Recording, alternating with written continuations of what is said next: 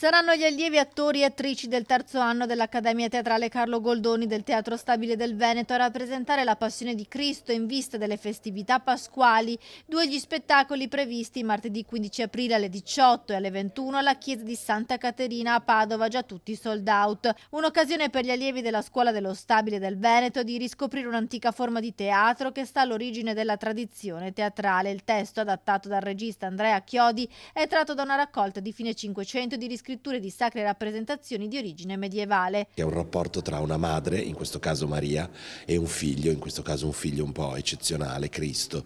Però essendo loro in qualche modo tutti figli, hanno capito che cosa c'era sotto questo testo e per farlo, per portarlo in scena, uno non può pensare a che cosa sono stati Maria e Cristo, non lo sappiamo, ma sappiamo cos'è un rapporto tra una madre e un figlio e questo i ragazzi l'hanno colto subito. È la seconda volta che lo Stabile del Veneto e il Centro Universitario Padovano uniscono le forze per far scoprire un passo chiave della storia cristiana. Pur essendo un linguaggio del Medioevo, ma è un testo attualissimo perché riporta una storia che è attuale, la storia dell'umanità.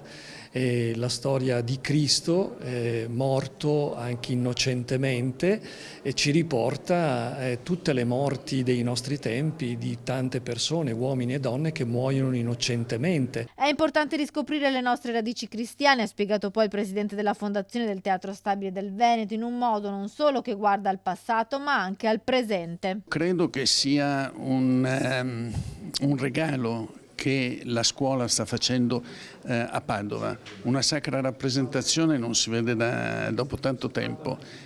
Noi lo abbiamo inteso come un nostro dovere esserci ed esserci anche in questo periodo.